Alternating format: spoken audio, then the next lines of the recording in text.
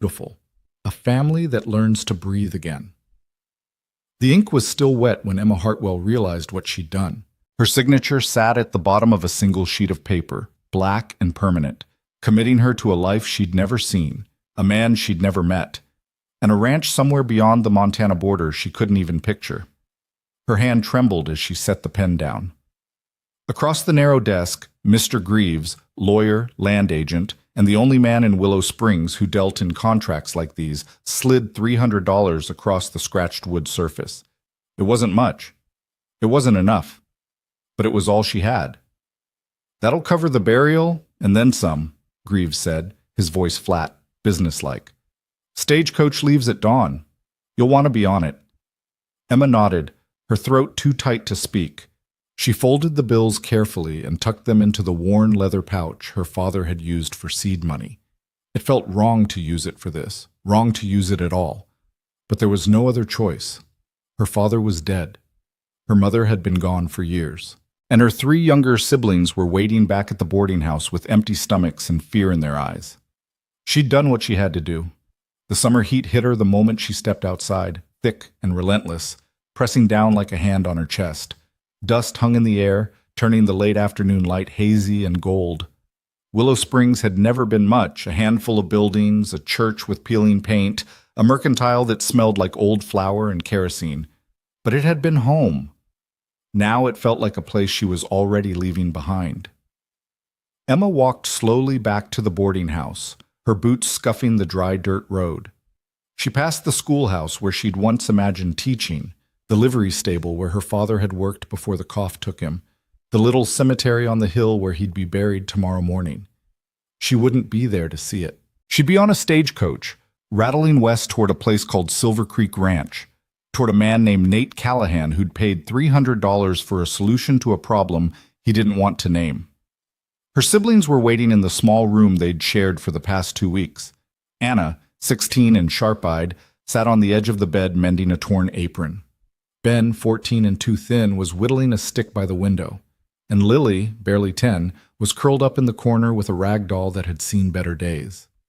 They all looked up when Emma walked in. "Did you get it?" Anna asked quietly. Emma nodded and set the pouch on the table. "Enough to bury Papa.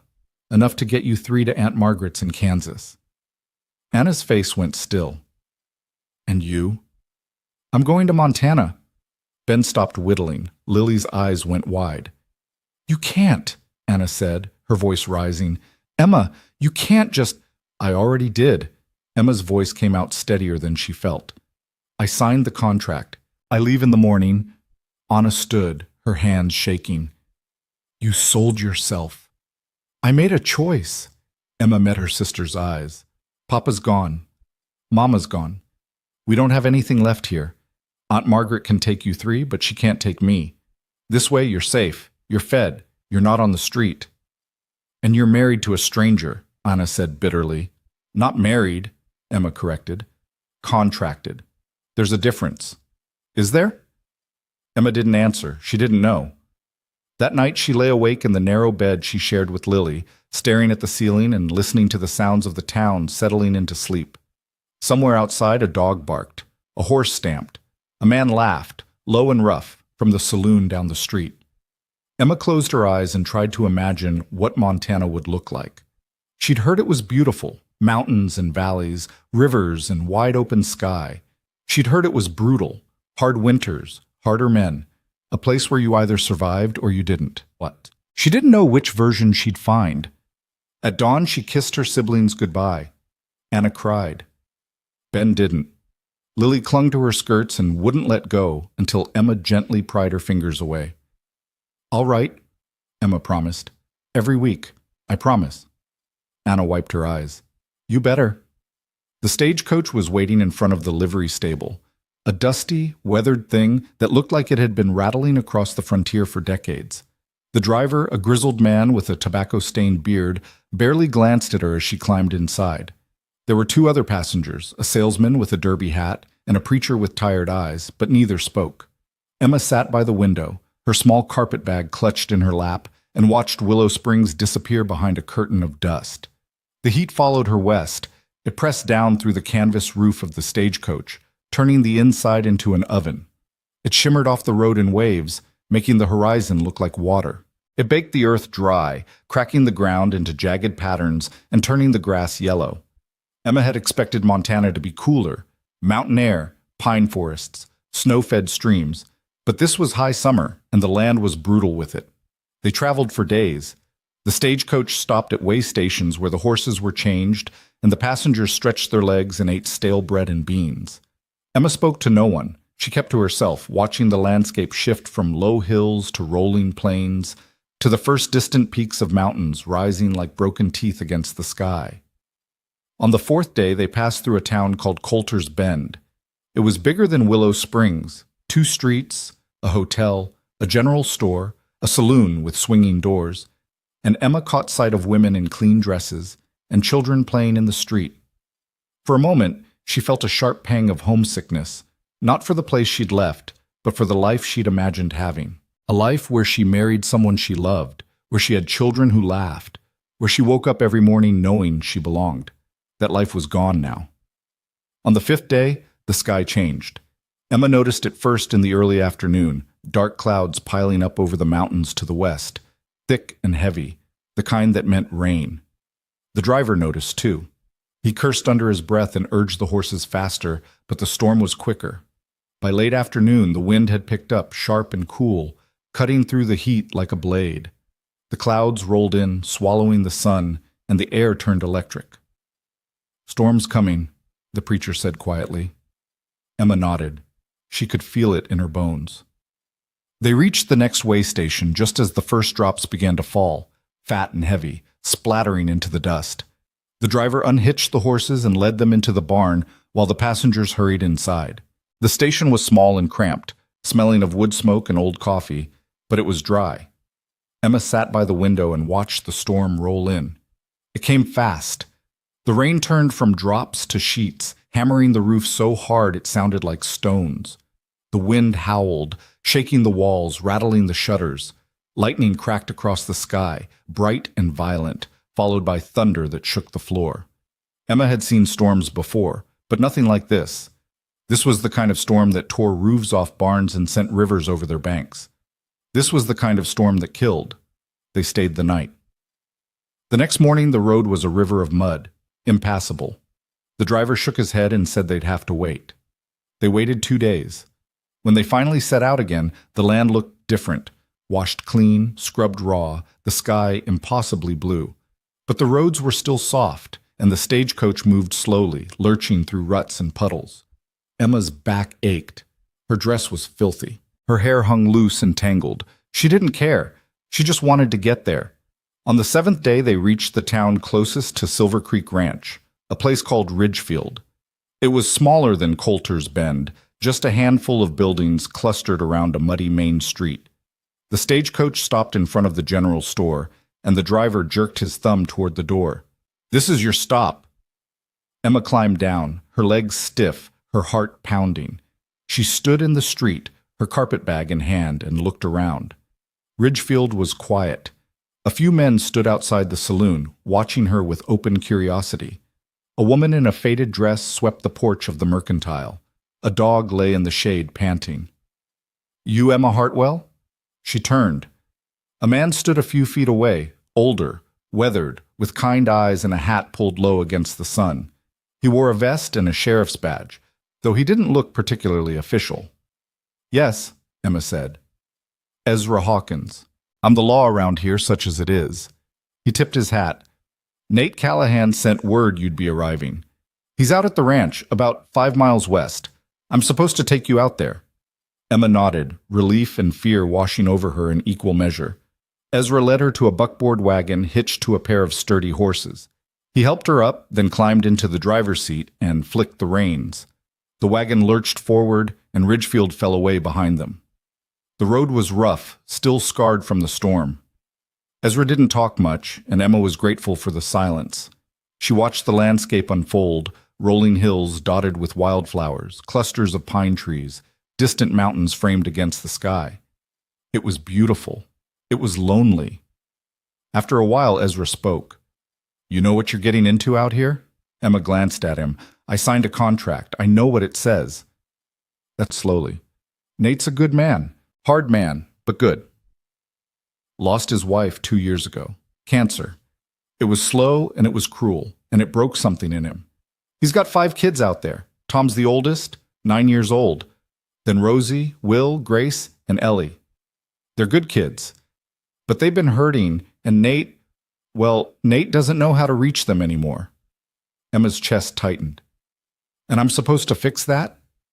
I don't know what you're supposed to do, Ezra said quietly, but I know those kids need someone, and Nate knows it too, even if he won't say it. They rode in silence for another mile. Then Ezra pointed ahead. That's Silver Creek. Emma followed his gaze. The ranch sat in a wide valley, framed by low hills and a line of trees that marked the creek. There was a 2-story house, white clapboard, a wide porch, a stone chimney, and a red barn that looked sturdy and well kept. Fences stretched out in neat lines, enclosing pastures where cattle grazed. Chickens scratched in the yard. A dog barked somewhere out of sight. It looked like a home, but as they drew closer, Emma noticed the details. The porch sagged slightly. The paint was peeling. The yard was cluttered with tools and buckets and things that had been left where they fell. The flower beds were overgrown with weeds. The whole place had the feel of something that had once been cared for and was now just surviving. Ezra pulled the wagon to a stop in front of the house. The door opened and a man stepped out. Nate Callahan. He was tall and broad-shouldered, with dark hair streaked with gray and a face carved by grief and sun. His eyes were blue, sharp, and guarded. He wore work clothes, dusty trousers, a shirt with the sleeves rolled up, boots caked with mud. He didn't smile. He didn't wave. He just stood there, watching her. Emma climbed down from the wagon, her hands trembling. Ezra tipped his hat. Nate, brought you your, well, Miss Hartwell. Emma, she said quickly. Just Emma. Nate's gaze flicked to her, then away. Appreciate it, Ezra. You need anything? You know where to find me.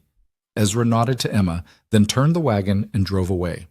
Emma stood in the yard, her carpet bag in hand, and faced the man who'd paid $300 for her presents. For a long moment, neither of them spoke. Finally, Nate cleared his throat. You got here in one piece. I did. Storm didn't slow you down too much? It did, but we got through. Nate nodded. He looked tired, older than she'd expected. Kids are inside. They know you're coming. Do they want me here? Nate's jaw tightened. Doesn't matter what they want. They need someone. And you? He met her eyes then, and for just a second, Emma saw something raw and broken beneath the hard surface. I need someone who can do what I can't. Emma's chest ached. She wanted to say something kind, something wise, but the words wouldn't come. So she just nodded. Nate turned and walked toward the house. Emma followed. The inside was dim and cool, a relief after the heat outside. The main room was large, a kitchen on one side, a dining table in the center, a sitting area with a fireplace and worn furniture. It was clean enough, but cluttered. Dishes sat unwashed in the basin, laundry hung over chairbacks. The floor needed sweeping. And there, standing in a line like soldiers waiting for inspection, were the children. Tom, 9 years old, stood at the front. He was too serious, too still, his dark eyes watching her with suspicion. Rosie, 7, stood beside him, small, pale, her blonde hair tangled, her expression blank. Will, 6, shifted from foot to foot, restless and wary.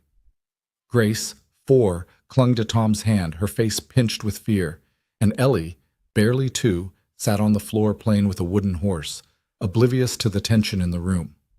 Emma's heart broke. Nate gestured toward them. Tom, Rosie, Will, Grace, Ellie. He looked at Emma. This is Emma Hartwell. She's going to be staying here. Tom's eyes narrowed. For how long? As long as she needs to, Nate said sharply. Emma stepped forward, forcing a smile. Hello? No one answered. Nate's expression darkened. I said hello. Hello, Tom muttered. The others echoed him, quiet and mechanical. Emma knelt down so she was eye level with them. I know this is strange. I know you don't know me, but I'm here to help. That's all. If you need anything, you can ask me. If you don't want to talk to me, that's fine too. I'm not here to replace anyone." Rosie's face didn't change. Will looked away. Grace's grip on Tom's hand tightened. Emma stood. She looked at Nate. "Where should I put my things?" "Upstairs, second door on the left." He paused. "You'll have your own room." "And you?" "Barn." Emma blinked. "You sleep in the barn?" "Have for 2 years." She stared at him. "Why?" Nate's face went hard. "Because I can't sleep in the bed where my wife died."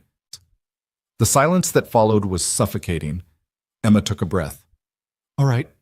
She picked up her carpet bag and climbed the narrow stairs, her footsteps echoing in the quiet house. The second door on the left opened into a small room with a single bed, a washstand, and a window that looked out over the valley. It was plain. It was clean. It was hers. Emma set her bag on the bed and sat down. Outside, the sun was setting, painting the sky in shades of gold and pink. The air was cooling. Somewhere in the distance, a cow lowed. A horse whinnied. The dog barked again. Emma closed her eyes and let the exhaustion wash over her. She'd made it. She was here. And now the real work began. Tomorrow, the storm that trapped them for days will finally pass, but the damage inside this house runs deeper than any flood. Emma will have to decide. Does she stay quiet and survive, or does she push Nate Callahan to face the children he's been running from for 2 years? The first morning came too early and too loud. Emma woke to the sound of a rooster crowing and sunlight streaming through the thin curtains. For a moment, she didn't know where she was. Then it all came back. The contract, the stagecoach, the silent children standing in a line like prisoners awaiting judgment. She sat up, her body stiff from the long journey, and looked around the small room. Her carpet bag sat unopened on the floor. Her dress was wrinkled and dusty. She could smell coffee brewing somewhere below. She dressed quickly, pinned her hair back as best she could, and made her way downstairs. The kitchen was empty except for Tom, who stood by the stove pouring coffee into a chipped mug. He looked up when she entered, his expression guarded. "Morning," Emma said quietly. Tom nodded but didn't speak. He set the coffee pot back on the stove and picked up his mug. "Where's your father?" "Out with the cattle. Left before sunrise." Emma glanced around the kitchen. Dishes from last night's supper still sat in the basin. A loaf of bread sat half-wrapped on the counter. The floor was tracked with dried mud. "And the others?" "Still sleeping." Tom took a sip of coffee, watching her over the rim. "Except Ellie. She's in the sitting room." Emma found the little girl sitting on the floor in a patch of sunlight, stacking wooden blocks. She looked up when Emma approached and smiled, the first genuine expression Emma had seen from any of them. "Good morning, Ellie." Ellie held up a block. "Tower." "That's a very nice tower." Emma knelt down beside her. "Can I help?" Ellie considered this, then handed her a block. They built together in silence, and Emma felt something loosen in her chest. This child, at least, didn't see her as an intruder. She was just someone willing to play. When the tower was 6 blocks high, it toppled. Ellie laughed, a bright sound that filled the room, and Emma couldn't help but smile. "Again," Ellie said. They built 3 more towers before the others came downstairs. Rosie appeared first, moving like a ghost, her bare feet silent on the floorboards. She didn't look at Emma. She just walked to the kitchen, poured herself a glass of water, and sat at the table staring at nothing. Will came next, his hair sticking up in all directions, his shirt buttoned wrong. He grabbed a piece of bread and shoved it in his mouth without a word. Grace was last, clinging to the banister, her eyes red-rimmed and puffy. When she saw Emma, she froze. "Good morning, Grace," Emma said gently. Grace didn't answer. She hurried to the table and sat beside Rosie, pressing close to her sister like she was seeking shelter. Tom remained by the stove, watching everything with that too-old gaze. Emma stood and brushed off her skirt. "Is there anything you all usually eat for breakfast?" "Bread," Tom said flatly. "Sometimes eggs if the hens are laying. Pa doesn't cook." "Does anyone cook?" Tom shrugged. "I try. Mostly we just eat what's easy."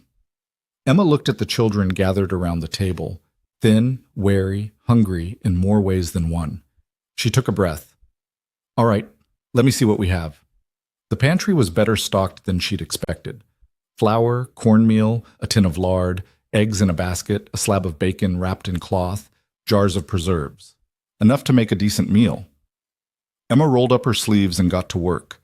She fried bacon until it was crispy, scrambled eggs with a little milk, toasted bread over the stove. She set everything on the table along with butter and strawberry jam, then poured milk for the children and coffee for Tom. "Sit," she said. They hesitated. Then slowly, they sat. Emma took a seat at the end of the table. "Go ahead." Tom reached for the bacon. Will grabbed a slice of bread. Grace stared at her plate like she didn't know what to do with it. Rosie didn't move at all. Emma's chest tightened. She kept her voice calm. "Rosie, would you like some eggs?" Rosie's eyes flicked toward her, then away. "It's all right if you're not hungry," Emma said, "but you should try to eat something." Silence. Tom put down his fork. "She doesn't talk." Emma looked at him. "What do you mean?" "She hasn't said a word since Ma died." His voice was hard, matter of fact. "Doctor said there's nothing wrong with her. She just won't."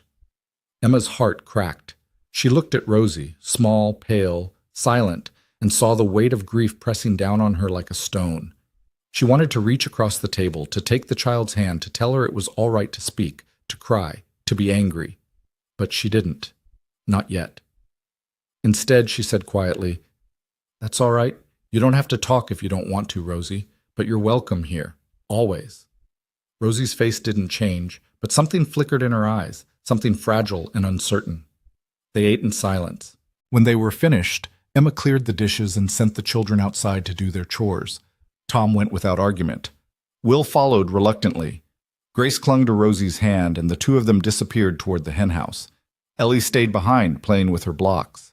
Emma washed the dishes, swept the floor, wiped down the table. The house felt too quiet, too heavy, like it was holding its breath. She moved through the rooms, taking stock. The sitting room needed dusting. The stairs creaked. The windows were smudged with handprints and grime. Upstairs, the bedrooms were small and sparse. Tom had one to himself. The girls shared another, and there was a third room at the end of the hall with the door closed. Emma hesitated, then turned the knob. The room was dim, the curtains drawn. A large bed sat against the wall, the quilt pulled tight, the pillows arranged neatly. A dresser, a chair, a wardrobe. Everything was clean, untouched, preserved like a shrine. On the dresser sat a photograph in a silver frame, a woman with kind eyes and a gentle smile, her hand resting on the shoulder of a younger Nate. Emma stared at the photograph for a long time. This was her. The wife, the mother, the ghost that still lived in this house. She closed the door quietly and went back downstairs. By midday, the heat was unbearable. Emma stood on the porch, fanning herself with her apron, and watched the children in the yard. Tom was fixing a fence post. Will was chasing the dog. Grace and Rosie sat in the shade of the barn, Rosie braiding grass while Grace watched. Nate appeared from the pasture, riding a dark horse, his hat pulled low. He dismounted, tied the horse to the rail, and walked toward the house without looking at her. "Mr. Callahan?" Emma said. He stopped, turned. "Just Nate." "Nate, then." She stepped down from the porch. "I made breakfast this morning. The children ate. I'd like to make supper tonight as well, but I'll need to know what time you usually eat." "Whenever I get back." "And when is that?" He shrugged. "Depends on the work." Emma crossed her arms. "The children need routine. They need to know when to expect meals, when to expect you." Nate's jaw tightened. "I'm running a ranch, not a schoolhouse." "You're running a family," Emma said quietly. "Or you should be." His eyes went cold. "You've been here one day. And in one day I've learned that Tom's been trying to raise his siblings by himself, that Rosie hasn't spoken in 2 years, that Grace is terrified of everything, and that you sleep in a barn because you can't face the room where your wife died." She took a breath. "I signed a contract to help, but I can't help if you won't let me." Nate stared at her, his face unreadable. Then he turned and walked toward the barn. Emma watched him go, her hands trembling. That evening, she made supper, fried chicken, mashed potatoes, green beans from the garden. She set the table, called the children, and waited. They came quickly, taking their seats without being told twice. But Nate didn't come. Tom glanced toward the door. He eats in the barn. Not tonight, Emma said. She walked across the yard, the evening light turning everything gold and soft. The barn was cool and dim, smelling of hay and leather and horses. Nate sat on a bale of straw, a plate of food balanced on his knee. Supper's on the table, Emma said. He didn't look up. I'm fine here. No, you're not. She walked closer. Your children are sitting at that table waiting for you. They need to see you. They need to know you still care. I do care. Then show them. Her voice was firm but not unkind. You don't have to talk. You don't have to smile. You just have to be there. Nate set the plate down and stood, his face tight with anger.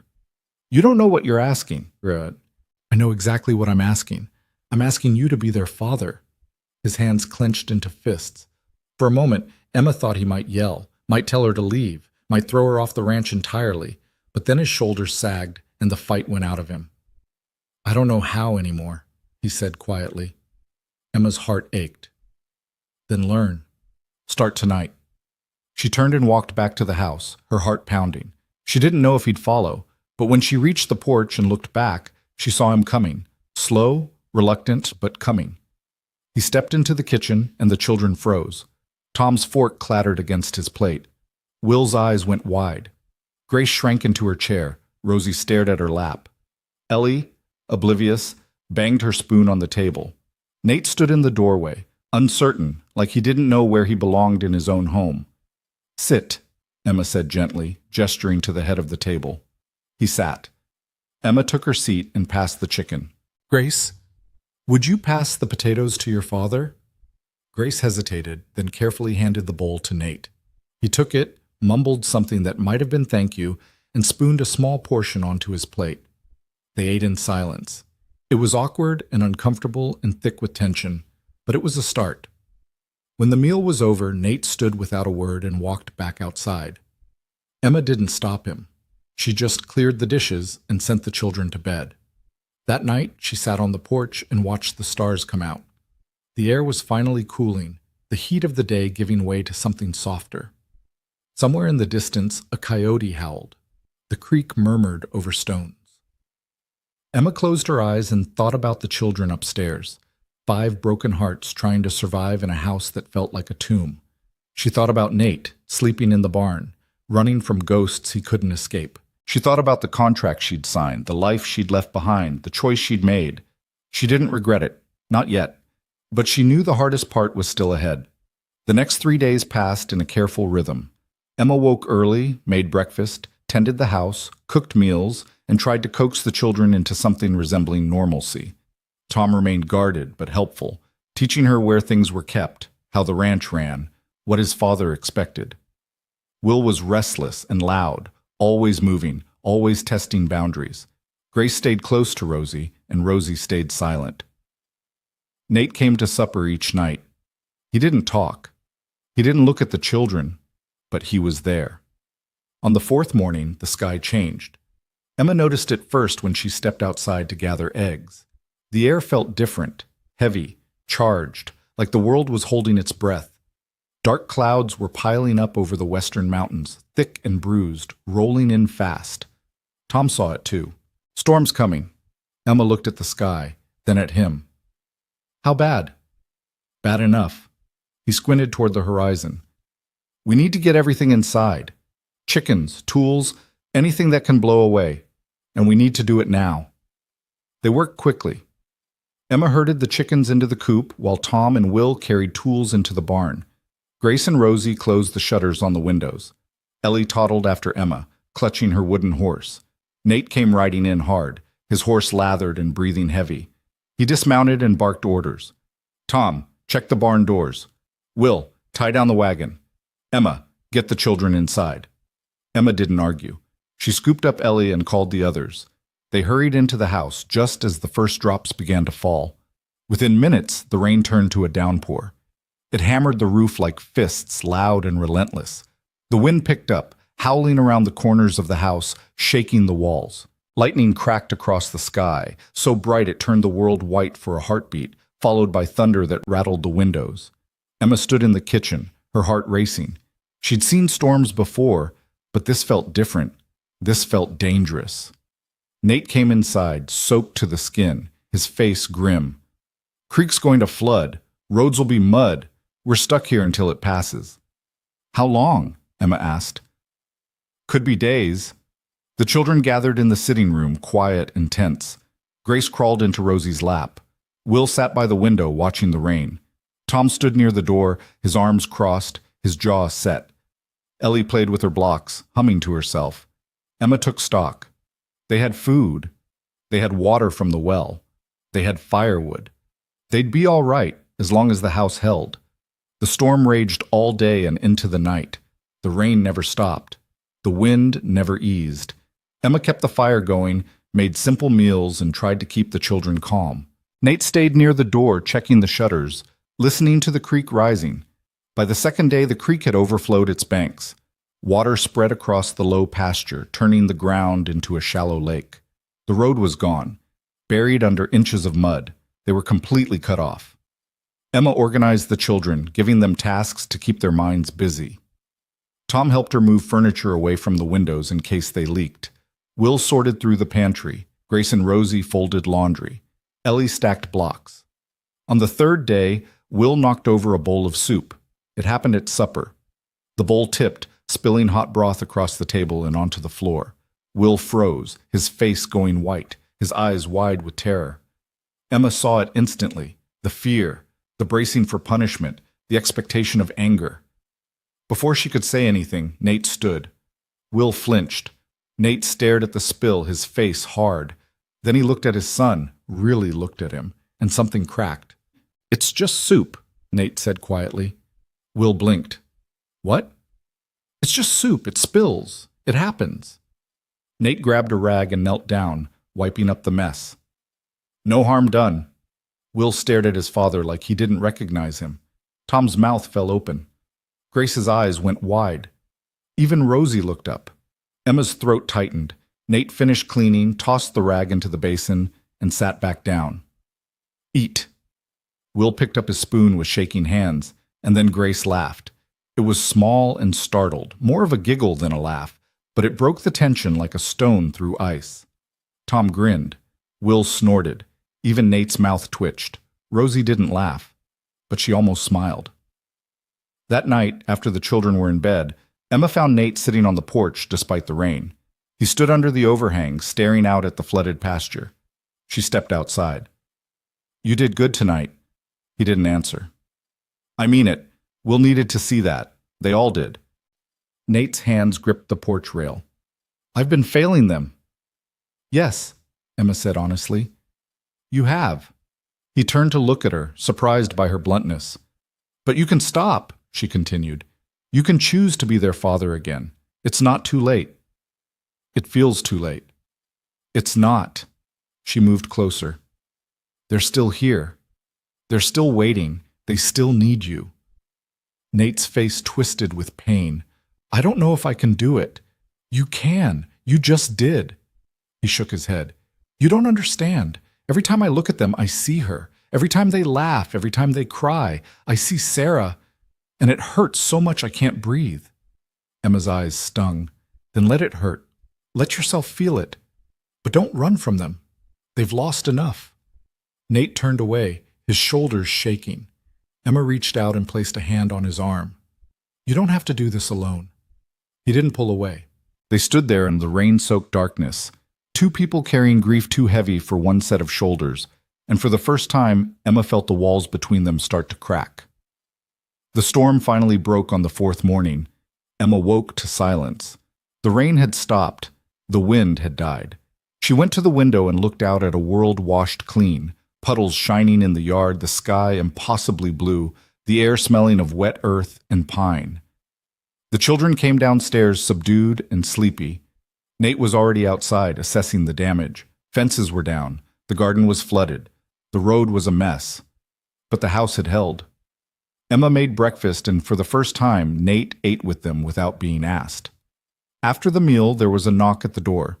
Emma opened it to find two women standing on the porch, one older, sharp-eyed and thin-lipped, the other younger, pretty, with a cold smile. "You must be the new help," the older woman said. Emma stiffened. "I'm Emma Hartwell. Mrs. Prescott, this is my daughter Abigail." The woman's gaze swept over Emma with obvious disapproval. "We heard Nate had brought someone in. We wanted to see for ourselves." Abigail smiled sweetly. "It must be so difficult, stepping into a home where the real mother is still so deeply missed." Emma's hands clenched. "If you're here to visit the children, you're welcome to come in. If you're here to judge me, you can leave." Mrs. Prescott's eyes narrowed. "How dare you!" Emma's right. They all turned. Nate stood in the doorway, his face hard. "If you've got nothing kind to say, you're not welcome here." Mrs. Prescott's mouth opened and closed. Abigail flushed. "Thank you for stopping by," Nate said flatly, "but we're fine." He stepped back and closed the door. Emma stared at him, her heart pounding.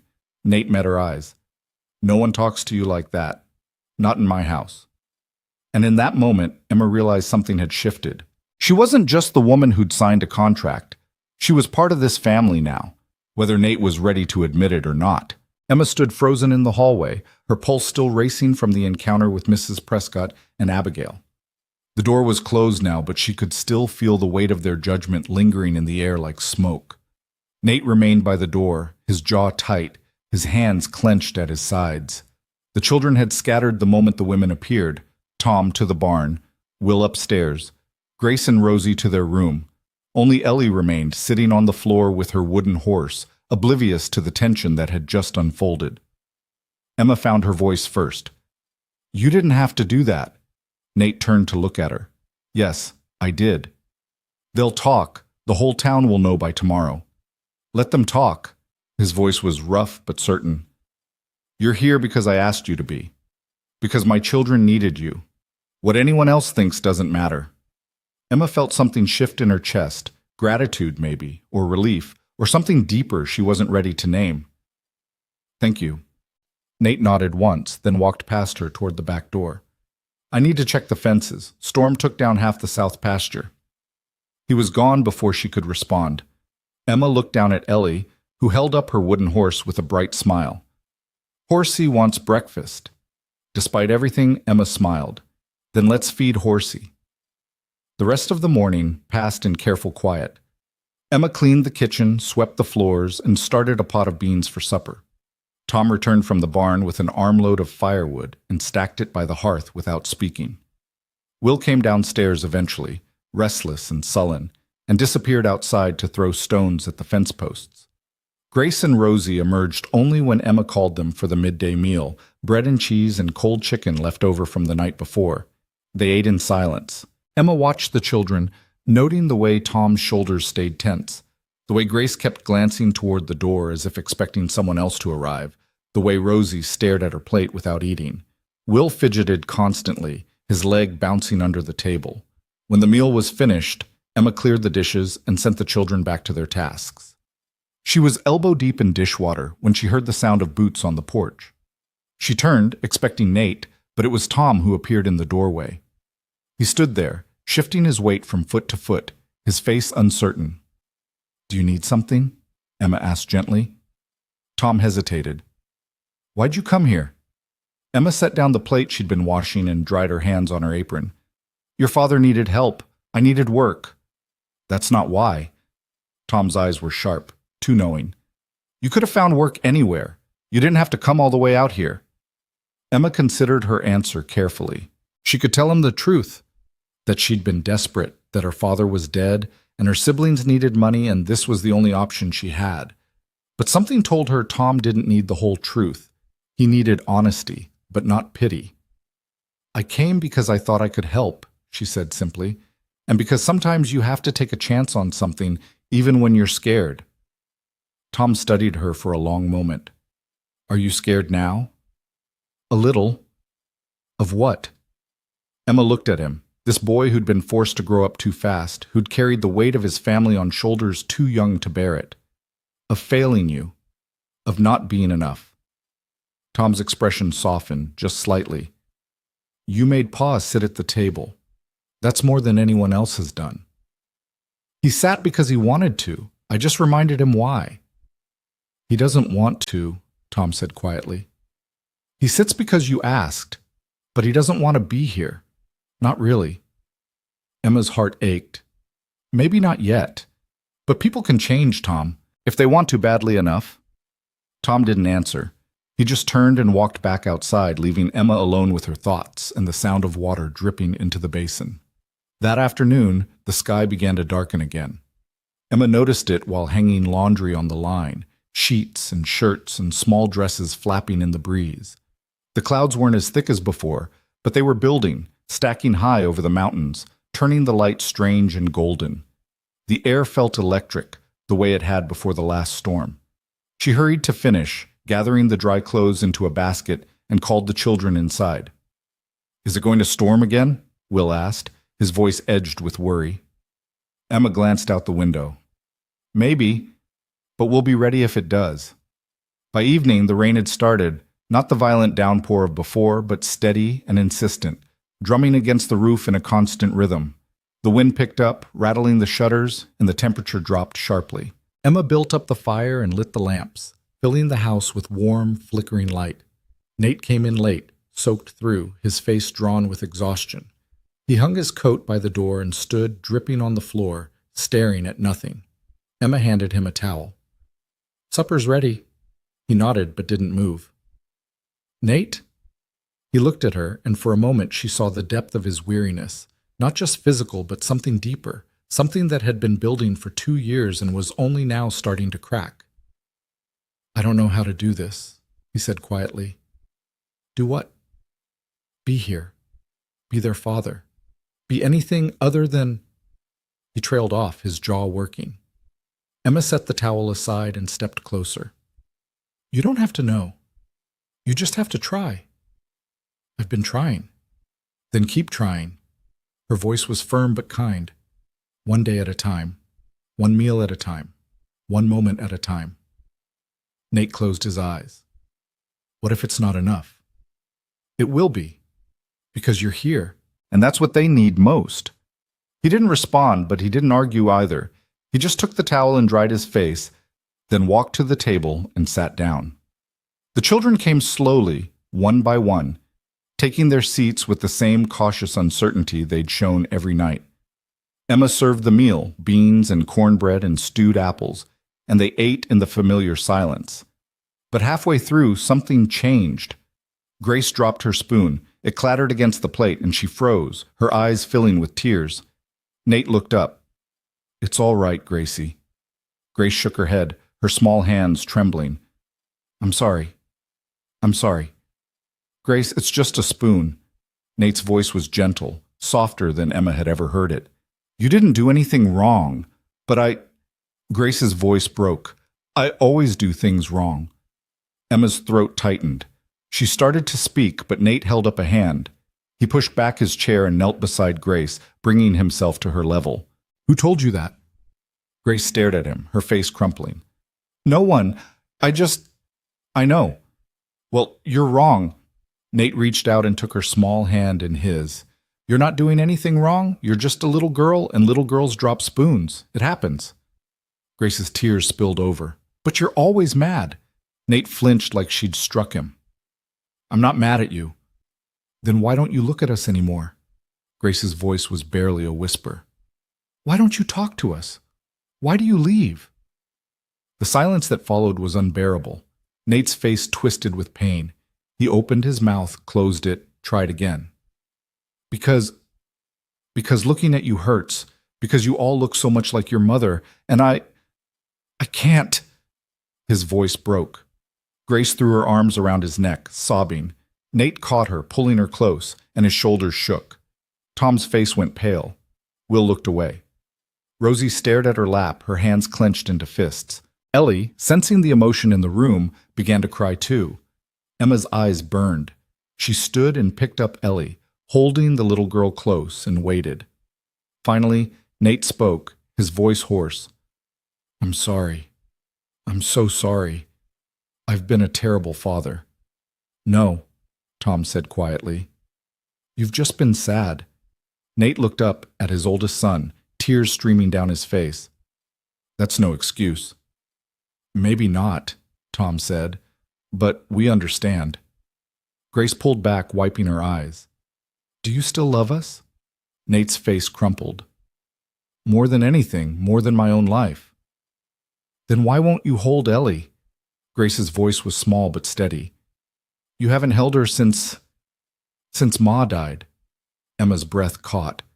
She looked down at Ellie, who was quiet now, her thumb in her mouth, her wide eyes watching her father. Nate stared at the little girl in Emma's arms, his daughter, barely more than a baby, who didn't remember her mother, who'd spent the last 2 years being carried by everyone except the man who should have held her most. I don't know if I can, he whispered. Emma stepped forward. Yes, you can. She held Ellie out, and Nate looked at her with something close to terror. She's your daughter, Emma said softly, and she needs her father. Nate's hand shook as he reached out. Emma placed Ellie into his arms, and the little girl went willingly, curling against his chest like she'd been waiting for this moment her whole life. Nate held her, and something inside him shattered. He bent his head over Ellie's soft hair and wept, deep, wrenching sobs that tore through the kitchen like thunder. The children watched, frozen, as their father finally let himself break. Tom stood and walked over, placing a hand on Nate's shoulder. Will followed, then Grace, then even Rosie, all of them gathering around him in a silent circle of comfort. Emma stepped back, giving them space, her own tears falling freely. This was what they'd needed, not her. Not someone to cook and clean and manage the household. They'd needed their father to come back to them. And he finally had. The storm outside raged on, but inside, something was healing. When Nate finally composed himself, he set Ellie down gently and wiped his face with the back of his hand. He looked at each of his children in turn, really looked at them, and Emma saw the shift, the walls coming down, the distance closing. I'm going to do better, he said, his voice rough but certain. I promise you, I'm going to be here. Really here. Tom nodded. We know, Pa. And I'm sorry it took me so long. It's okay, Grace said, climbing into his lap. You're here now. Nate held her close, and for the first time in 2 years, he looked like a father again. They finished supper slowly, the tension in the room replaced by something tentative and fragile, but real. Nate didn't retreat to the barn. He stayed at the table, talking quietly with Tom about the fences that needed mending, listening to Will's excited chatter about a hawk he'd seen, letting Grace lean against his shoulder. Rosie remained silent, but she watched her father with something like hope in her eyes. After the dishes were cleared, Nate stood and looked at Emma. Thank you. Emma shook her head. I didn't do anything. You did everything. His voice was quiet but firm. You made me see what I was doing to them. You made me stop running. You stopped running because you were ready to. Maybe. He paused. But I don't think I would have been ready without you. Emma didn't know what to say to that, so she just nodded. Nate turned to the children. It's late. Time for bed. There were groans from Will, protests from Grace, but they obeyed. Tom herded the younger ones upstairs while Nate picked up Ellie, cradling her gently. I'll put her down, he said. Emma watched him climb the stairs, Ellie's small head resting on his shoulder, and felt something warm unfold in her chest. She cleaned the kitchen, banked the fire, and checked the doors. The rain was lighter now, the wind easing. The storm was passing.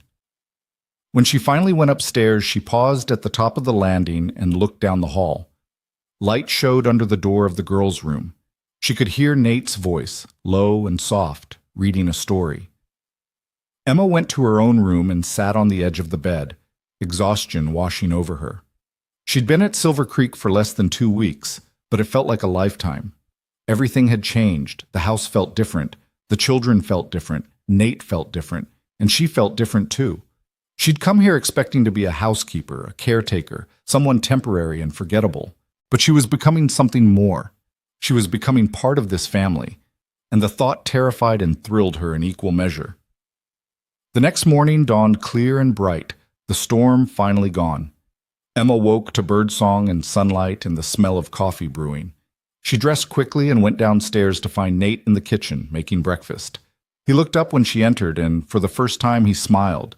It was small and tentative, but it was real. "Morning," he said. "Morning." Emma looked at the stove where bacon was sizzling in a pan. "You're cooking." Figured it was my turn. Emma couldn't help but smile. "Need any help?" "I've got it, but you can sit if you want." She sat at the table watching him work. He wasn't graceful. He burned the toast and oversalted the eggs, but he was trying, and that mattered more than perfection. The children came down one by one, drawn by the smell of food. They stopped in the doorway staring at their father standing at the stove. "Pa's making breakfast," Will said, incredulous. "Don't sound so surprised," Nate said gruffly. "I'm capable of feeding my own family." Tom grinned. "Never said you weren't." They sat and ate together, and the conversation came easier this time. Nate asked about their chores, their plans for the day. He told them about the work he needed to do, the fences he needed to fix, the cattle he needed to move. He looked at them when he spoke. He listened when they answered. It wasn't perfect. There were still long silences, still moments of awkwardness, but it was better, so much better. After breakfast, Nate stood and looked at Emma. "I'm going to check the south pasture. Should be back by midday." "All right." He hesitated, then added, "I won't be eating in the barn anymore." Emma's smile was soft. "Good." He left, and the children scattered to their tasks. Emma cleaned the kitchen and started bread dough, kneading it with steady, practiced hands. She was shaping the loaves when she heard hoofbeats in the yard. She looked out the window and saw Ezra Hawkins dismounting from his horse. Emma wiped her hands and went to the door. "Sheriff?" "Ma'am." Ezra tipped his hat. "Wanted to check in after the storm. Roads are still a mess, but they're passable now. Thought I'd see how you all fared." "We're fine. House held up well." Ezra nodded, then studied her face. "You look tired." "It's been a long week."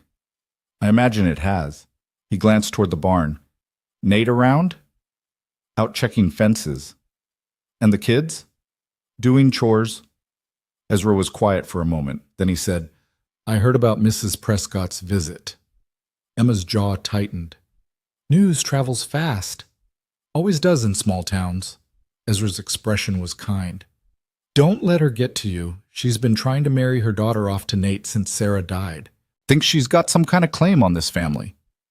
"She doesn't." "No, she doesn't. But she'll make things difficult if she can." Emma crossed her arms. "Let her try." Ezra chuckled. "You've got steel in you. That's good. You'll need it out here." He turned to leave, then paused. "One more thing. Whatever you're doing, keep doing it. I saw Nate in town last week before the storm. He looked like a man who'd given up. Now, well, I don't know what changed, but something did." Emma thought about Nate holding Ellie, about the tears on his face, about the promise he'd made to his children. He just needed a reason to come back. Ezra nodded slowly. "Seems like you found one." He rode off, and Emma went back inside. She finished the bread, set it to rise, and then went upstairs to check on the bedrooms. The girls' room was tidy, the beds made, clothes folded. The boys' room was a disaster, blankets tangled, clothes on the floor, books stacked haphazardly on the dresser. Emma sighed and began to clean. She was picking up Will's discarded shirt when she noticed the door at the end of the hall, the room she'd opened once before, the room where Nate's wife had died. She'd avoided it since that first day, respecting the boundary even though it hadn't been spoken aloud. But now, standing in the quiet hallway, she felt drawn to it. She walked to the door and turned the knob. The room looked exactly as it had before, untouched, preserved, frozen in time. But something was different. The air didn't feel as heavy. The grief didn't press down quite as hard. Emma stepped inside and walked to the dresser. The photograph was still there, the woman's kind eyes staring out from the silver frame. Emma picked it up and studied it. "I don't know if you can hear me," she said quietly. "But if you can, I want you to know I'm not trying to replace you. I'm just trying to help them, to give them what they need." She paused. "I think you'd want that. I think you'd want them to be happy again." She set the photograph down and turned to leave, but as she reached the door, she stopped and looked back. The room needed to be opened. The windows needed to let in light. The memories needed to be honored, but not worshipped. This room couldn't stay a shrine forever, but that wasn't her decision to make. It was Nate's. So she left the door open just a crack, letting a sliver of sunlight fall across the floor, and went back downstairs. That afternoon, Emma was in the garden pulling weeds when she heard the sound of a wagon approaching. She straightened, wiping sweat from her forehead with the back of her hand, and shaded her eyes against the sun. A buckboard was rattling up the road, loaded with crates and barrels, driven by a heavy-set man in overalls. He pulled the wagon to a stop near the barn and climbed down, tipping his hat. "Afternoon, ma'am. Name's Porter. Got a delivery for the Callahan Ranch." Emma walked over, brushing dirt from her skirt. "What kind of delivery?" "Supplies from town. Flour, sugar, salt, some other odds and ends. Nate placed the order last week before the storm hit." Porter gestured to the crates. "Where you want it?" "In the pantry, I suppose." "Through the back door." Porter nodded and started unloading. Emma helped where she could, carrying lighter items while he hefted the heavy sacks. They worked in silence until Tom appeared from the barn, followed by Will. "Need help?" Tom asked. "Wouldn't say no," Porter replied. The boys pitched in, and soon the supplies were stacked neatly in the pantry. Porter wiped his hands on his pants and pulled out a ledger. "Need Nate's signature." "He's out in the south pasture," Emma said. "I can sign for it if that's acceptable." Porter looked uncertain. "Well, I don't know. She can sign," Tom said firmly. "Emma's running the house now." Porter glanced between them, then shrugged and handed Emma the pencil. She signed her name carefully, and Porter tipped his hat again before climbing back onto his wagon. As he drove away, Tom looked at Emma with something like approval in his eyes. "You handled that well." "I just signed a paper." "No, you acted like you belong here." Tom's voice was matter-of-fact. "That matters." Emma felt warmth spread through her chest. "Thank you, Tom." He nodded and went back to the barn, Will trailing behind him. Emma returned to the garden, but her hands were steadier now, her movements more certain. When Nate returned at midday, sweaty and covered in dust, he found the supplies already put away and dinner waiting on the table. He washed up at the pump outside and came in to find the children already seated. "Porter came by," Emma said as she set a plate in front of him. "I signed for the delivery. I hope that was all right." Nate looked at her, then at the pantry, then back at her.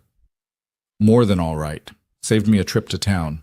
He sat down and picked up his fork. "Thank you." They ate together, the conversation flowing more easily than it had in days. Will told a rambling story about a rabbit he'd chased. Grace asked if they could pick wildflowers later. Even Rosie seemed more present, her eyes following the conversation even if her mouth stayed closed. After the meal, Nate stood and looked at his children. "I need to ride out to the North Ridge this afternoon. Check on the herd up there, Tom. You'll come with me. Will, you're in charge of the chickens and the woodpile. Grace, help Emma with whatever she needs." "What about me?" Rosie's silence made her easy to overlook, but Nate's gaze settled on her. "You keep an eye on Ellie. Make sure she doesn't get into trouble." Rosie nodded, and something flickered in her expression. Responsibility, maybe, or the beginning of trust. Nate and Tom rode out together, and Emma watched them go, father and son side by side, talking quietly. It was a small thing, but it mattered. The afternoon passed in gentle rhythm. Emma worked in the kitchen, putting away the new supplies, planning meals for the week ahead. Grace sat at the table drawing pictures with a stub of pencil on scraps of paper.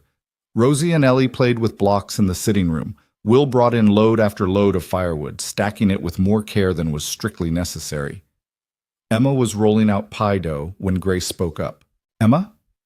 "Yes, sweetheart?" "Do you like it here?" Emma paused, her hand stilling on the rolling pin. She looked at Grace, small, earnest, her eyes full of cautious hope. "I do." "Even though it's hard?" "Especially because it's hard.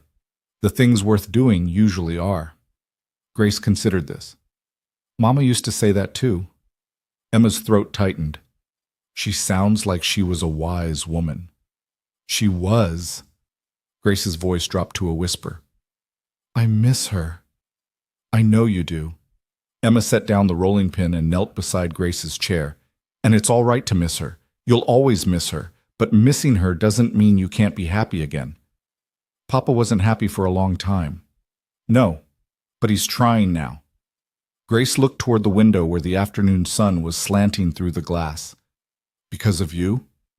Emma shook her head. Because of you. All of you.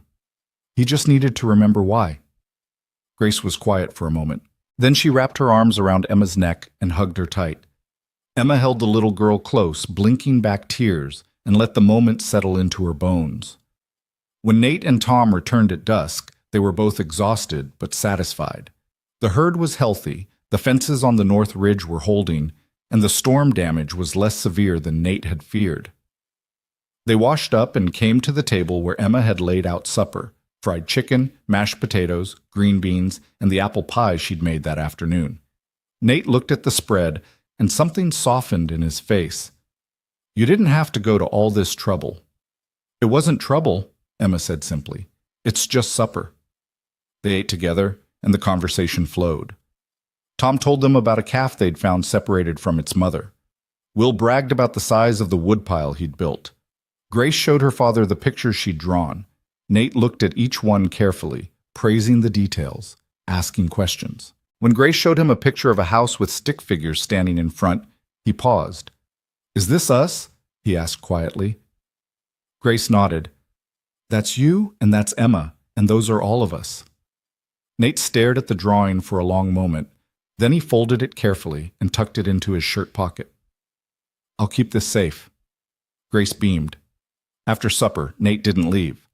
He stayed at the table while Emma and the older children cleaned up. He held Ellie on his lap, letting her babble and play with his shirt buttons. When the dishes were done, he read to the children from a worn copy of Robinson Crusoe, his voice steady and sure. Emma sat in the rocking chair by the fire, mending one of Will's torn shirts, and listened. The scene felt almost domestic, almost normal, and it filled her with a fragile sense of peace. When it was time for bed, the children went upstairs without argument. Nate tucked each one in, something Emma had never seen him do before. She stayed downstairs, giving them privacy, but she could hear his voice through the floorboards, low, gentle, loving.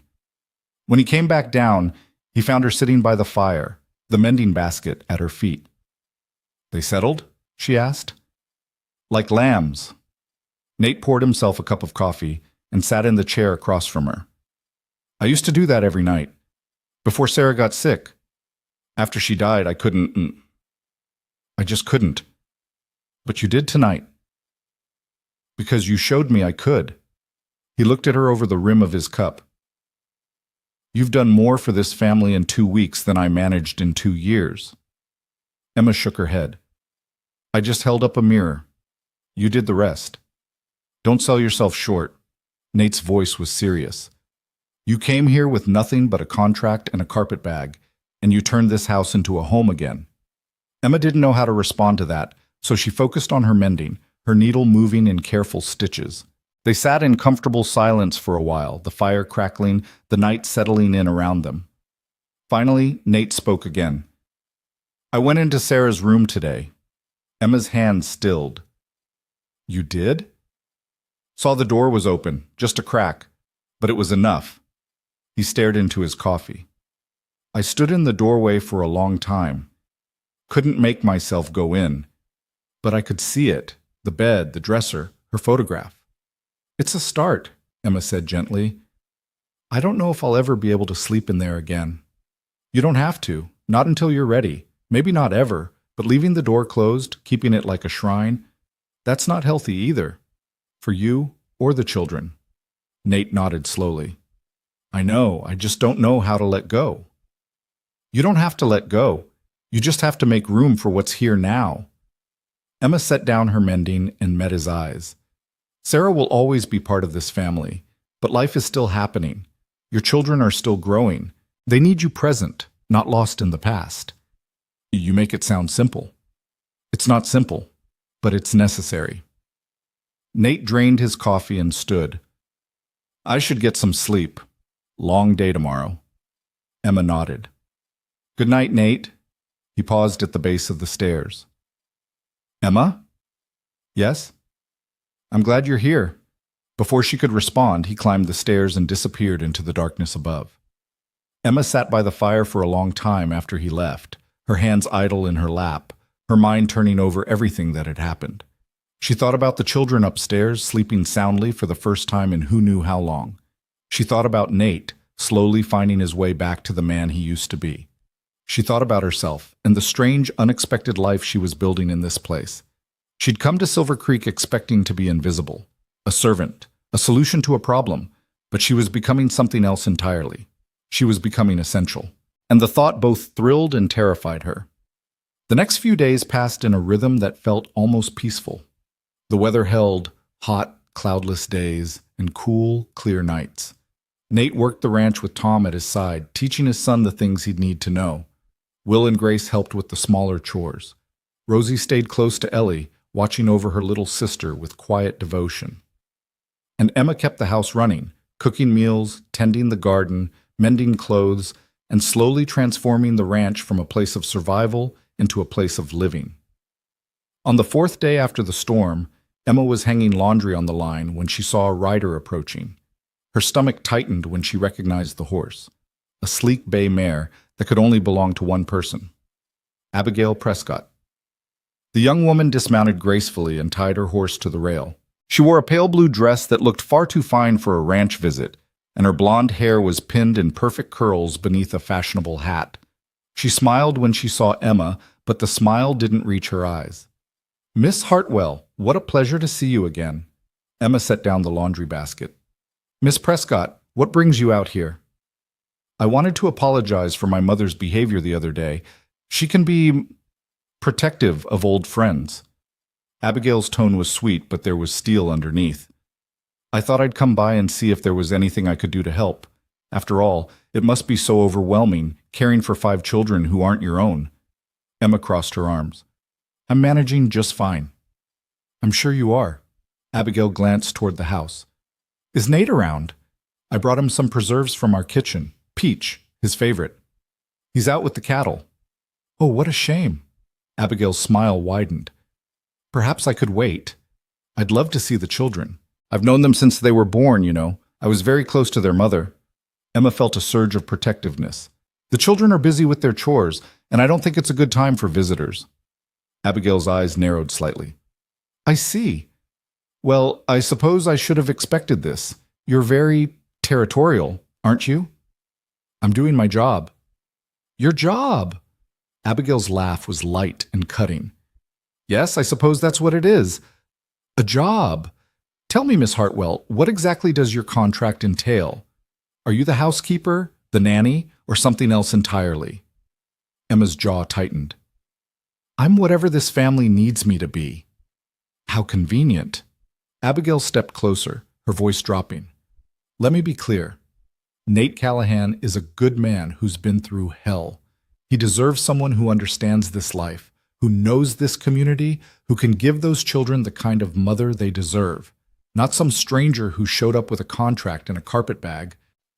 Emma met her gaze steadily. "Those children don't need someone who knew their mother. They need someone who sees them, who listens to them, who shows up every single day and doesn't give up on them." "And you think that's you?" "I think I'm trying, which is more than I can say for you." Abigail's face flushed. "How dare you?" "Emma." Both women turned. Nate stood by the barn, his expression dark. He must have come back while they were talking. Tom stood behind him, watching the exchange with sharp eyes. Nate walked toward them, his boots heavy on the hard-packed earth. "Abigail, what are you doing here?" Abigail's demeanor shifted instantly, her smile returning. "Nate, I was just bringing you some preserves, and I wanted to check on the children after the storm." "The children are fine." Nate's voice was flat. "Emma's taking good care of them." "I'm sure she is, but there's no but." Nate took the jar of preserves from her hand and set it on the porch rail. "I appreciate the gesture, Abigail, but we don't need anything, and I'd appreciate it if you didn't come by unannounced." Abigail's smile faltered. "Nate, we've known each other since we were children. Surely I'm welcome. You're welcome when I invite you. Otherwise, I'd prefer you stay away." His tone left no room for argument. Abigail's face went pale, then red. She looked at Emma with pure venom in her eyes. "This is her doing. She's turning you against your own friends." "No," Nate said quietly. This is me protecting my family from people who think they know what's best for us when they don't. Abigail stared at him, her chest heaving. Then she turned and walked to her horse, mounting with jerky movements. She looked down at them from the saddle. You're making a mistake, Nate. Maybe, but it's mine to make. Abigail spurred her horse and rode away, leaving a trail of dust in her wake. Emma let out a breath she didn't know she'd been holding. Nate turned to her, his expression softening. You all right? I'm fine, but you didn't have to do that. Yes, I did. Nate glanced toward the road where Abigail had disappeared. She's been hovering around this ranch since Sarah died, acting like she has some kind of claim on this family. She doesn't, and I'm tired of pretending otherwise. Tom stepped forward. She said some nasty things to Emma. Nate's jaw tightened. What kind of things? Nothing I couldn't handle, Emma said quickly. That's not the point. Nate looked at her, and his eyes were fierce. You're part of this family now, and nobody gets to treat you like you're less than that. Nobody. Emma's throat tightened. Thank you. Nate nodded, then turned to Tom. Come on, we've still got work to do. They walked back toward the barn, and Emma stood alone in the yard, her heart pounding. She looked down at her hands, still shaking slightly, and tried to process what had just happened. Nate had defended her, not just politely, but firmly. Publicly. He'd drawn a line in the sand and made it clear which side Emma was on. She picked up the laundry basket and went back to hanging clothes, but her mind was racing. Something had shifted between them, something she couldn't quite name but could feel in every interaction, every shared glance, every moment of understanding. She wasn't just the woman he'd hired anymore. She was something more. That evening at supper, the children were unusually animated. Will recounted the confrontation he'd witnessed from the barn loft with dramatic flair, complete with exaggerated gestures. Grace gasped at all the right moments. Even Rosie seemed more engaged, her eyes following the conversation. And then Pa said, I'd prefer you stay away, Will declared, lowering his voice in imitation of his father. Like he was the sheriff or something. Nate shook his head, but there was a hint of amusement in his eyes. I didn't say it quite like that. You did too, Tom said. You were about 2 seconds away from throwing her off the property. I wouldn't have thrown at her. Nate cut into his chicken. I would have escorted her. Emma laughed despite herself, and the sound surprised her. When was the last time she'd laughed like that? Not the polite chuckle of social obligation, but genuine, spontaneous laughter. Nate looked at her, and something warm flickered in his expression. After supper, as Emma was washing dishes, Nate came to stand beside her. Need help? I've got it. I know you do, but I'm offering anyway. Emma handed him a dish towel. All right then, you can dry. They worked side by side in comfortable silence, the children's voices drifting in from the sitting room where they were playing a game of checkers. The evening light slanted through the window, turning everything golden. I meant what I said earlier, Nate said quietly, about you being part of this family. Emma kept her eyes on the dishes. I know. Do you? He set down a plate and turned to face her. Because I'm not sure I've been clear enough. You're not just the help, Emma. You're not just someone I hired to cook and clean. You've become important to all of us. Emma's hand stilled in the water. Nate, I know it's complicated. I know the circumstances aren't exactly traditional, but I want you to know that you belong here for as long as you want to stay. Emma looked up at him, her heart pounding. His eyes were serious, searching hers for something she wasn't sure she could give. Not yet. Not when everything still felt so fragile.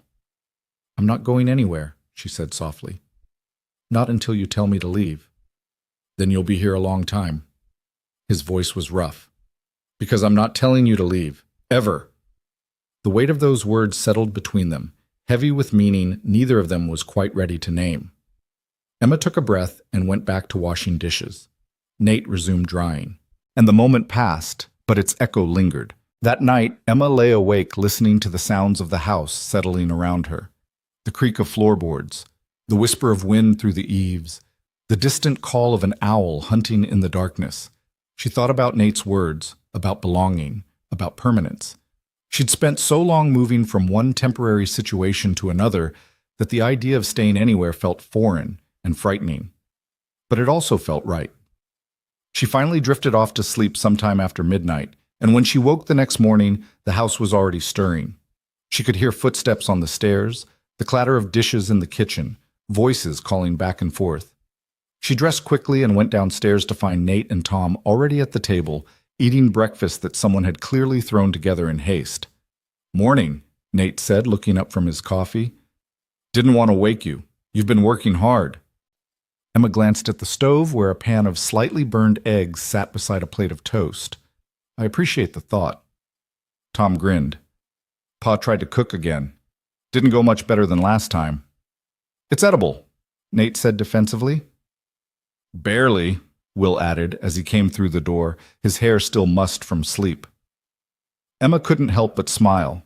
She poured herself coffee and sat down, accepting a piece of toast from Grace, who appeared at her elbow like a shadow. "Can we pick wildflowers today?"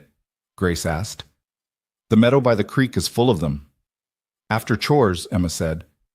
"And if your father says it's all right?" Nate nodded. "Just stay away from the creek itself. Water's still high from the storm." Grace beamed and skipped back to her seat. The morning unfolded in its now familiar rhythm. The children dispersed to their tasks. Nate and Tom headed out to work on a stretch of fence that needed replacing. Emma cleaned the kitchen, started bread dough, and went to work in the garden, pulling weeds and checking on the vegetables that were finally starting to recover from the storm's battering. She was on her knees in the dirt, her hands caked with soil, when she heard humming. It was soft at first, barely audible over the rustle of leaves and the chirping of birds. Emma went still, her breath catching. She knew that sound. She'd heard it before, weeks ago, in those first terrible days when the children had been silent and wary, and she'd been trying to fill the emptiness with her own voice. She looked up slowly. Rosie stood at the edge of the garden, holding Ellie's hand, and she was humming. The melody was simple, childlike, a tune Emma had been singing while she cooked the day before. Rosie's eyes were closed, her face tilted toward the sun, and the sound coming from her throat was rusty and uncertain but undeniably real. Emma's vision blurred. She sat back on her heels, not daring to move, not daring to breathe, afraid that any sound might shatter this fragile moment. Rosie opened her eyes and saw Emma watching. The humming stopped abruptly, and for a heartbeat, Emma thought the girl would retreat back into silence. Instead, Rosie spoke. "That's the song you were singing yesterday." Her voice was small and hoarse, like something long unused finally creaking back to life. "When you made the pie." Emma's hands trembled. Yes, it is." Rosie took a step closer, still holding Ellie's hand. "I remember Mama singing it before she got sick." "It's a beautiful song," Emma managed, her throat tight. "I thought if I talked, it would make it more real." Rosie's eyes filled with tears. "That Mama was really gone, that she wasn't coming back, so I just stopped." Emma stood slowly, her knees protesting, and walked toward the little girl. She knelt in front of her, bringing herself to Rosie's eye level. "Oh, sweetheart, your Mama is gone, and that's real, and it's terrible, and it hurts. But not talking about it doesn't make it hurt less. It just makes you carry it alone." Rosie's face crumpled. "I miss her so much." "I know you do." Emma opened her arms, and Rosie fell into them, sobbing. Emma held her close, feeling the child shake with 2 years of grief finally breaking free. Ellie patted her sister's back with a chubby hand, confused but wanting to help. They stayed like that for a long time, kneeling in the garden dirt, while Rosie cried herself empty. When the sobs finally subsided, Rosie pulled back and wiped her eyes with the back of her hand. "Does it ever stop hurting?" she whispered. Emma brushed a strand of blonde hair from Rosie's face. "It gets easier to carry. You learn to hold it without it crushing you, and one day you'll be able to remember your Mama and smile instead of cry. Promise?"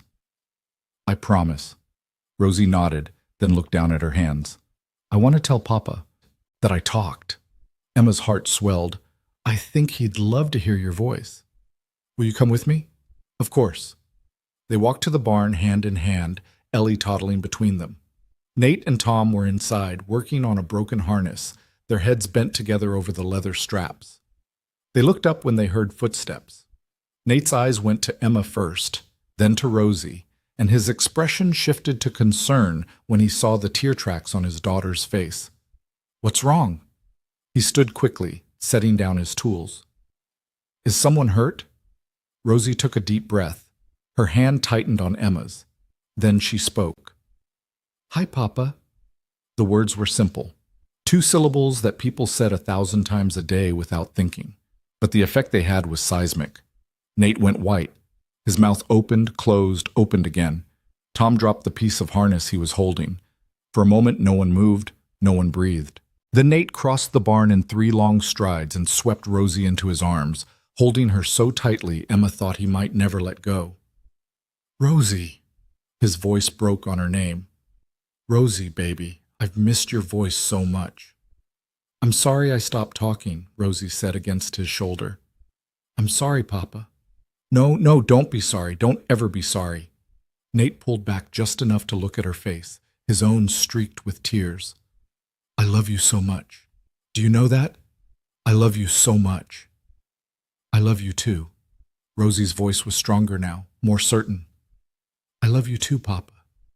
Tom had moved closer, his eyes wet.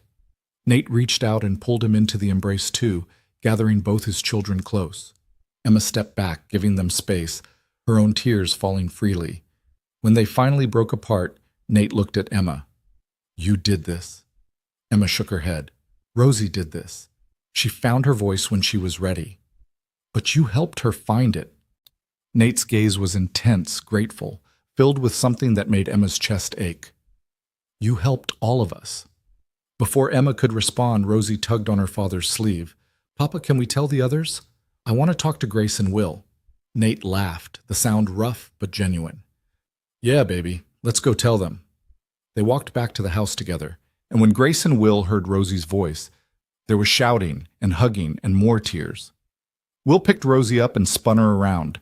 Grace clung to her sister, crying and laughing at the same time. Even Ellie seemed to understand that something important had happened, clapping her hands and bouncing on her feet. That evening, supper was louder than it had ever been. Rosie talked about everything and nothing, her voice gaining strength with each word. She told them about the birds she'd seen, the flowers in the meadow, a dream she'd had the night before. The other children listened with rapt attention, like they were hearing the most fascinating story ever told. Nate barely took his eyes off her. He watched his daughter with wonder and relief, occasionally reaching out to touch her hand as if to make sure she was real, that this wasn't a dream. After the meal, as Emma was clearing the table, Rosie came to stand beside her. "Thank you," the little girl said quietly. Emma set down the plates and looked at her. "For what?" "For not giving up on us. For being patient. For making Papa come back." Rosie's eyes were serious, far too old for her 7 years. "For loving us even when we didn't make it easy." Emma's throat closed. She pulled Rosie into a hug, pressing a kiss to the top of her head. "Loving you is the easiest thing I've ever done." The days that followed were different. The house felt lighter, fuller, like someone had opened all the windows and let fresh air rush through rooms that had been closed for too long. Rosie talked constantly, making up for 2 years of silence. Grace bloomed under her sister's renewed presence. Will settled down, his restlessness easing. Tom smiled more, and Ellie, who'd never known the quiet version of her family, delighted in all the noise. Nate changed too. He laughed more easily. He stayed for breakfast every morning, for supper every night. He read to the children before bed, played games with them on Sunday afternoons, taught them things about the ranch and the animals and the land. He was present in a way he hadn't been since before his wife died. And he looked at Emma differently. She felt it in the way his gaze lingered when she passed him in the kitchen, the way he found excuses to stand close to her, their shoulders brushing as they washed dishes or folded laundry, the way he listened when she talked, like every word mattered. 2 weeks after Rosie spoke again, Emma was in the sitting room darning socks when Nate came in from outside. The children were already in bed, the house quiet except for the crackle of the fire. "Got a minute?" he asked. Emma set down her mending. "Of course." Nate sat in the chair across from her, his hands clasped between his knees. He looked nervous, uncertain in a way she'd rarely seen him. "I need to talk to you about something," he said finally. Emma's heart began to pound. "All right." When you came here, it was because of a contract, because I needed help and you needed work. Nate looked up at her. But somewhere along the way, it stopped being about that. At least for me. Emma's breath caught. I know the arrangement was never supposed to be permanent. I know you didn't sign up for anything beyond keeping house and helping with the kids. But things have changed. He paused, searching for words. You've changed everything. Nate, let me finish. He stood and crossed to the fireplace, staring into the flames. I loved Sarah. I'll always love Sarah. But she's gone, and I can't spend the rest of my life living in the past. My children deserve better than that. They deserve a home that feels like a home, not a museum. And I deserve a chance to be happy again. He turned to face her. I'm asking if you'd stay. Not because of a contract, not because I'm paying you, but because this is where you belong. Because you're part of this family now, and we need you. His voice dropped. Because I need you. Emma stood slowly, her legs unsteady. What exactly are you asking? I'm asking if you'd consider making this permanent. If you'd consider marrying me, not right away, he added quickly. I know it's fast. I know there's a lot we'd need to figure out. But I want you to know that's where my heart is. That's what I'm hoping for. Emma's mind raced. Marriage. A real marriage, not just a contract. A life here with these children, with this man who'd been broken and was slowly learning how to be whole again. I care about you, she said carefully. And I care about the children. This place has become home to me in a way I never expected. But, Nate's face tightened, but I need to know this is real, that it's not just gratitude or convenience or you trying to give your children a mother. Emma took a step closer. I need to know you see me, not just what I do for your family, but who I am. Nate closed the distance between them in 2 strides. He took her hands in his, and his touch was warm, steady, real. I see you, Emma Hartwell. I see how you make Tom laugh, how you're patient with Will even when he drives you crazy, how you convinced Grace she's braver than she thinks, how you gave Rosie the space to find her voice again, how you love Ellie like she's your own. His eyes were fierce. And I see you, the woman who left everything she knew to help a family of strangers, who faced down storms and nosy neighbors and a grieving widower with more courage than anyone I've ever met, who makes terrible coffee and sings off key when she thinks no one's listening and works harder than anyone on this ranch. Emma's eyes stung. I'm not asking you to replace Sarah, Nate continued. I'm asking you to be Emma, to be exactly who you are, because that's who I'm falling in love with. The words hung in the air between them, fragile and precious. Emma took a shaky breath. I came here expecting to be invisible, to do my job and move on when it was done. But I fell in love with your children, with this ranch, with the life we're building together. She looked up at him. With you. Nate's expression transformed. Is that a yes? It's a yes to trying, to seeing where this goes, to building something real together, one day at a time. Emma squeezed his hands. I'm not going anywhere, Nate. I'm staying for as long as you'll have me. Forever, then. His voice was rough with emotion. Because I'm not letting you go. He pulled her into his arms, and Emma let herself be held. She rested her head against his chest and listened to the steady beat of his heart, feeling the warmth of his embrace, the solidity of his presence. This was real. This was home. When they finally pulled apart, Nate smiled, a real genuine smile that reached his eyes and made him look years younger. The children are going to be thrilled, he said. Emma laughed. I think they already know. Tom definitely knows. He's been giving me looks for days. He's a smart boy. He gets it from his mother. Nate's smile softened. Both of them. Emma's heart swelled. She reached up and touched his face, feeling the rough stubble on his jaw, the warmth of his skin. We're really doing this. We're really doing this. They stood there in the firelight, holding each other until the clock on the mantel chimed 10. Nate pressed a kiss to Emma's forehead, gentle and reverent, then stepped back. I should let you get some rest. Tomorrow's going to be a big day. Why's that? Because we're telling the children, officially. Nate grinned. And then we're going to town to let Ezra know, and probably everyone else within a 50-mile radius knowing how news travels. Emma groaned. Mrs. Prescott is going to have a fit. Let her. I don't care what anyone thinks anymore. This is our life, our family, our choice. Emma smiled. Our choice. I like the sound of that. Nate left, and Emma climbed the stairs to her room. But before she went to bed, she walked down the hall to the door at the end. Sarah's room. It was still closed, still preserved, but somehow it felt different now. Less like a shrine and more like a memory. Emma touched the door gently. Thank you, she whispered, for loving them first, for giving them life. I'll take care of them. I promise. She didn't know if Sarah could hear her, if ghosts listened or cared or understood, but saying the words felt important, like closing one chapter and opening another. The next morning, Nate gathered the children in the sitting room. They came willingly, curious, settling onto the furniture and the floor. Emma stood by the fireplace, her hands clasped in front of her, her heart racing. Nate cleared his throat. I've got something to tell you all. Something important. Tom's eyes flicked to Emma, and a smile tugged at his mouth. Emma and I have been talking, Nate continued, and we've decided that we'd like to make this arrangement permanent.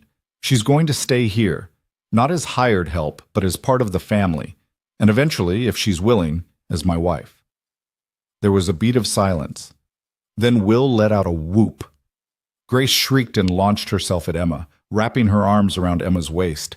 Tom stood and shook his father's hand, his face serious but his eyes bright. Rosie smiled, tears streaming down her face, and said, I knew it. I knew you loved her. Ellie, not understanding but caught up in the excitement, clapped her hands and bounced. Emma knelt down as Grace clung to her, and suddenly all the children were there, piling on in a tangle of arms and laughter and happy tears.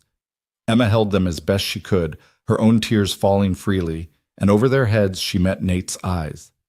He was watching her with such open love, such gratitude, such hope, that Emma's heart felt too big for her chest. This was her family now, these children, this man, this ranch, this life. She'd come here with nothing but a contract and $300 and a desperate need to survive. She'd found something infinitely more valuable. She'd found home. The weeks that followed were full of quiet joy. Nate moved out of the barn and into the house, taking one of the spare rooms upstairs. The closed door at the end of the hall remained closed for now, but Nate talked about opening it someday, about letting light and air back in, about honoring Sarah's memory without being trapped by it. Emma and Nate courted in the old-fashioned way, walks in the evening after the children were in bed, conversations by the fire, stolen glances across the dinner table. They learned each other slowly, carefully, building a foundation of trust and understanding and genuine affection. The children thrived.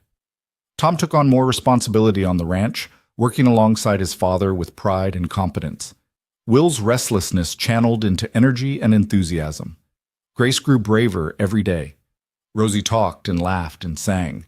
Ellie toddled after everyone, a bright spot of joy in the house. In late summer, Nate and Emma were married in a simple ceremony in the ranch's front yard. Ezra Hawkins officiated, and the children stood as witnesses, dressed in their Sunday best. There were wildflowers everywhere, picked by Grace and Rosie from the meadow by the creek. Tom gave Emma away, walking her down the makeshift aisle with solemn dignity.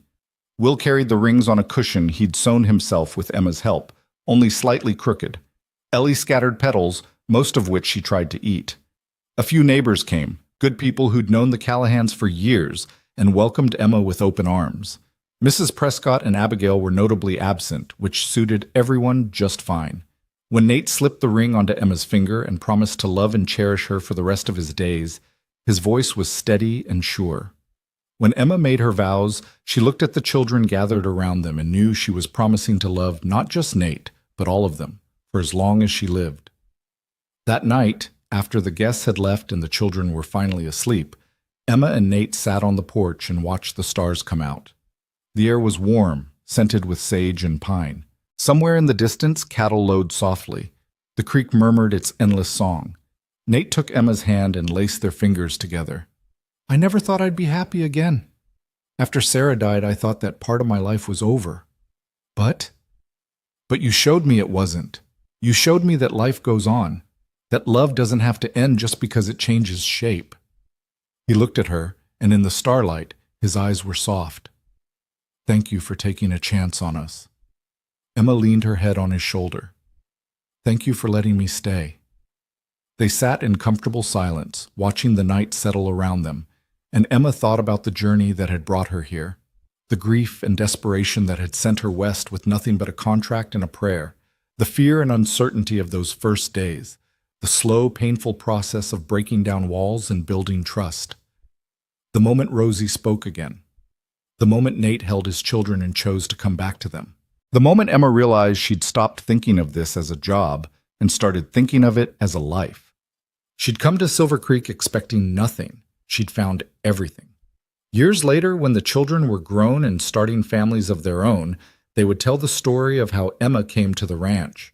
Tom would talk about the day she arrived, quiet and determined, and how she'd made their father sit at the table again.